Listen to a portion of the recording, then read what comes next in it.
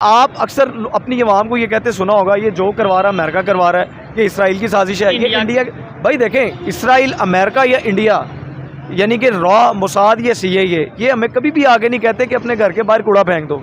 ये हमें कभी भी नहीं कहते कि चीज़ों को जो है वो आप ज़्यादा मुनाफा कमाओ, नाजायज़ मुनाफा कमाओ, नाप तोल में कमी करो, बहन भाइयों के साथ ताल्लुकात ख़राब करो, एहसास छोड़ दो। ये हमें वो लोग नहीं कहते हैं। ठीक है, तो वो हमारे कैसे दुश्मन हो गए भाई? इंडिया हमारे से क्यों आगे चला गया है? हम सारी तकरीबन 40 साल में हमने कुछ भी नहीं किया, उन्होंने 5000 डैम बना लिए। पाकिस्तान को सबसे ज़्यादा नुकसान ताजर बरादरी ने पहुँचाया। सबसे ज़्यादा बिजनेसमैन, ये लोग टैक्स एवेजन्स करते हैं, ये लोग टैक्स छुपाते हैं, नाजायज़ मुनाफाखोरी करते हैं। आप देखें ना, इंडिया भी तो है ना। इंडिया में अभी मैं नहीं कह रहा कि इंडिया बहुत आगे निकल गया है। इंडिया, लेकिन मैं कहता हूँ बहुत आगे निकल गया। मैं ओपनली कहता हूँ, नहीं, वो फैक्ट्स को देखें ना। इंडिया कैसे आगे निकल गया? इंडिया आज भी इंडिया के अंदर सबसे ज़्यादा रेप के केसेस रिकॉर्ड होते हैं। अच्छा। अब इसी तरह ना इंडिया को ज़रूरत है, ना अमेरिका को ज़रूरत है, ना इसराइल को ज़रूरत है। हाँ, वो लोग हमारे दुश्मन हैं, लेकिन वो दुश्मनी किसी और सेंस में है। ठीक है, हम उसका मुकाबला अपने हथियार बना के नहीं कर सकते। ठीक है। हमारे से तो बहुत अच्छा चला गया, बांग्लादेश आगे चला गया, अफगानिस्तान चला गया। देखें, जो इतने साल जंग में रहा है, 20 साल वो लोग लड़े हैं खाली जेब और खाली पेट से। ठीक है, और 100 साल पुरानी गन के साथ उन्होंने फाइट की है। ठीक हो गया। उसके बावजूद उन्होंने 48 कंट्रीज को वहाँ से निकाल भगाया है। हम लोग क्या कर सकते हैं? हम लोग तो कुछ भी नहीं कर सकते हैं। नमस्कार दोस्तों, मेरा नाम अनुज धीमान और आप देख रहे हैं नेशन गुरु। भारत सरकार के रोड और ट्रांसपोर्ट मिनिस्टर नितिन गडकरी जी ने कहा है कि आने वाले समय के अंदर भारत के अंदर जो पेट्रोल है वो 15 रुपये में बिकेगा। वो बात कर रहे थे एथनॉल पेट्रोल की। इसी को लेकर रियल एंटरटेनमेंट के होस्ट गए हैं पाकिस्तान की जनता के पास में, देखते हैं उनका क्या कहना है, फिर हम बात करते हैं इस टॉपिक के ऊपर। पाकिस्तान में पेट्रोल की कीमत दिन ब दिन बढ़ती नजर आ रही है। इंडिया के मिनिस्टर हैं, उन्होंने अभी एक स्टेटमेंट दी है, ट्रांसपोर्ट मिनिस्टर है, उन्होंने बोला कि आने वाले टाइम में इंडिया में पेट्रोल 15 रुपये लीटर हो सकता है। उन्होंने एक पॉलिसी बताई है एथनॉल और इसके अलावा इलेक्ट्रिसिटी पे अगर वो काम करेंगे तो क्या आपको लगता है कि आने वाले टाइम में वो इस चीज़ को पे काम कर सकेंगे या इस तरीके से हो सकता है? देखिए, 1991 में इंडिया में जो है वो इस्तिलाहात आई थी जी, रिफॉर्म्स उसने की थी। ठीक है, उन रिफॉर्म्स की वजह से आज इंडिया बहुत आगे है। ठीक है। हम मैं ये तो नहीं कह सकता कि हम उसका मुकाबला नहीं कर सकते। ठीक है, दफाई लिहाज से तो बिल्कुल कर सकते हैं, लेकिन मुआशी लिहाज से नहीं कर सकते। ये एक एडमिटेड फैक्ट है, ये हमें ना चाहते हुए भी तस्लीम करना पड़ेगा। ठीक है।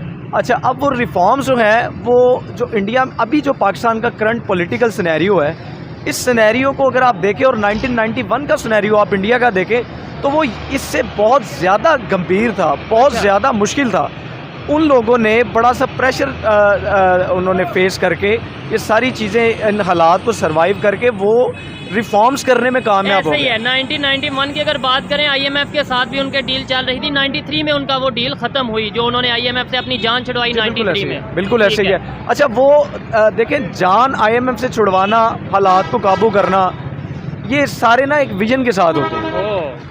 अब विजन जो है वो जब तक हमारे अंदर विजन नहीं आएगा, हम कुछ भी कर लें। आप यहाँ पे 100 नेल्सन मंडेला ले आए, आप कायदे-ए-आज़म को इवन दोबारा ले आए, ये कुछ भी नहीं होगा जब तक हम लोग अपना विजन। मैं कभी भी हुकूमत वक़्त को इसका जिम्मेदार डिक्लेयर नहीं करता हूँ, ये मेरा उसूल है। जबरदस्त। मैं क्यों नहीं करता हूँ? क्योंकि ये सारी की सारी तब्दीलियाँ हमसे होनी है, पब्लिक से होनी है। हम देखें, आप अक्सर अपनी आवाम को ये कहते सुना होगा, ये जो करवा रहा है अमेरिका करवा रहा है, ये इसराइल की साजिश है, ये इंडिया।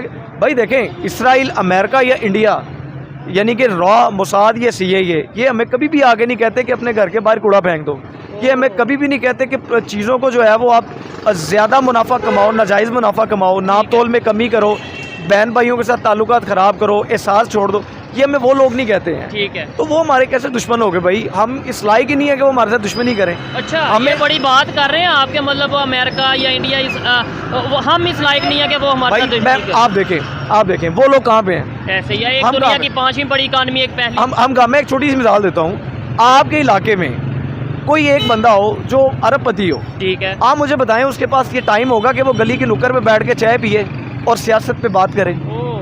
अब इसी तरह ना इंडिया को ज़रूरत है, ना अमेरिका को ज़रूरत है, ना इसराइल को ज़रूरत है। हाँ, वो लोग हमारे दुश्मन हैं, लेकिन वो दुश्मनी किसी और सेंस में है। ठीक है, हम उसका मुकाबला अपने हथियार बना के नहीं कर सकते। हम उसका मुकाबला अपने विजन को स्ट्रॉन्ग करके, विजन बना के। भाई इकोनॉमी देखें, आज आप 2023 में जी रहे हैं। इस दौर में आप एटमी जंग तो आप कर ही नहीं सकते हो। पाकिस्तान को सबसे ज़्यादा नुकसान ताजर बरादरी ने पहुँचाया, सबसे ज़्यादा बिजनेसमैन। ये लोग टैक्स एवेजन्स करते हैं, ये लोग टैक्स छुपाते हैं, नाजायज़ मुनाफाखोरी करते हैं। वो जो टैक्स छुपाते हैं ये लोग, कंसील करते हैं अपनी इनकम को, वो जिसके एवज उन्हें टैक्स पे करना पड़ता है, वही टैक्स अगर सरकारी खजाने में जाए तो मैं कहता हूँ ये एक छोटी सी मार्केट आप कर लें कि आपका गुजरांवाला बड़ा डेवलप हो जाए। अगर ऐसी सोच यूथ की होगी जो ये सोचेगा कि भाई ना तो इंडिया हमारा दुश्मन है, ना अमेरिका, ना इसराइल, बल्कि अगर हम अपनी गलतियों को कोई बेहतर कर लें, उनके ऊपर गौर करें तो डेवलपमेंट हो सकती है। मुझे बताएं फिर ये जो कंसेप्ट हमें बना दिया गया है, बता दिया गया है कि पाकिस्तान में जो भी हो रहा है वो अमेरिका करवा रहा है, इंडिया के थ्रू करवा रहा है, इंडिया हमें आगे नहीं बढ़ने दे रहा, फ्लड आएगा तो इंडिया जिम्मेदार है, हवा चलेगी तो इंडिया जिम्मेदार है, ये सोच कैसे निकलेगी? ये सोच नहीं निकल सकती। नहीं निकल, मैं बताता हूँ, देखिए 1947 में पाकिस्तान बना जी, बिल्कुल 1947 से लेके 58 तक जी 11 सालों में आपके 8 वज़ीर आज़म बदल जाते हैं, प्राइम मिनिस्टर चेंज हो गए, आपके प्राइम मिनिस्टर चेंज हो जाते हैं। आप उसके बाद जो आपका पहला कॉन्स्टिट्यूशन होता है वो एक मजाक समझा जाता है, उसको मुअत्तल कर दिया जाता है। फिर दूसरा 1962 में बनता है, कवानीन तो उसमें भी होते हैं। ठीक है, वो उस आइन में तो नहीं लिखा था कि यार ये अमेरिका की पॉलिसी है, इसराइल की पॉलिसी है। अब 1973 का कॉन्स्टिट्यूशन आप ले, वो चल रहा है। 1967 में एक उर्दू हिंदी तनाज़ा शुरू हुआ था सर सैयद अहमद खान के दौर में। उस दौर में सर सैयद अहमद खान ने जब तलीमी इनकलाब लाना चाह रहे थे तो वो पीट रहे थे मुसलमानों 1867 में कि मुसलमानों तलीम ले लो। मुसलमान कहते थे जी हम काफरों की तलीम क्यों लें, उन्होंने ले ली। ठीक है, आज वो बहुत आगे हैं। ठीक है, हम वो तलीम नहीं ले सके। आप ये मानना पड़ेगा तलीम में पीछे। जो सवाल आपका है कि ये कैसे होगा, भाई वो तलीम की कमी है। ठीक है, जब तक तलीम की कमी दूर नहीं होगी ये खत्म नहीं। नौजवानों में हमारे, मैंने मोस्टली नौजवानों को देखा है, ठीक है, मतलब उन्हें नहीं पता कि तालीम क्या चीज़। बिल्कुल। और जिस तेजी से दुनिया डेवलपमेंट की तरफ जा रही है, अगर कैमरामैन दिखाएं हमारे इर्द गिर्द नौजवान ही खड़े हैं, आपको लगता है कि इनको इस चीज़ की अवेयरनेस भी होगी कि दुनिया कहाँ पहुँच चुकी है और पाकिस्तान अभी कहाँ पे खड़ा है? आज हम यही कहते नजर आते हैं, रोटी कपड़ा मकान का नारा, कश्मीर का नारा लगा देते हैं, जब दिल करता है मजहब के नाम पे लड़ लेते हैं। भाई ये तो मजाक है, रोटी कपड़ा मकान भी मजाक है, बुरा ना मानिएगा। बेसिकली कश्मीर भी हमारे लिए मजाक बनाया हुआ है इन्होंने। ठीक है, और तो कैसे भाई देखे ना कि वो कैसे 1948 से वो कश्मीर की खुद हक़ खुद इरादियत पे उन्होंने डाका मारा हुआ है। क्या वजह कि आज तक कश्मीर नहीं आज़ाद हो सका? ठीक है, देखे ना, हम लॉयल ही नहीं है बेसिकली ना। आप देखे ना, इंडिया भी तो है ना। इंडिया में अभी मैं नहीं कह रहा कि इंडिया बहुत आगे निकल गया है। इंडिया, लेकिन मैं कहता हूँ बहुत आगे निकल गया। मैं ओपनली कहता हूँ नहीं, वो फैक्ट्स को देखे ना, इंडिया कैसे आगे निकल गया।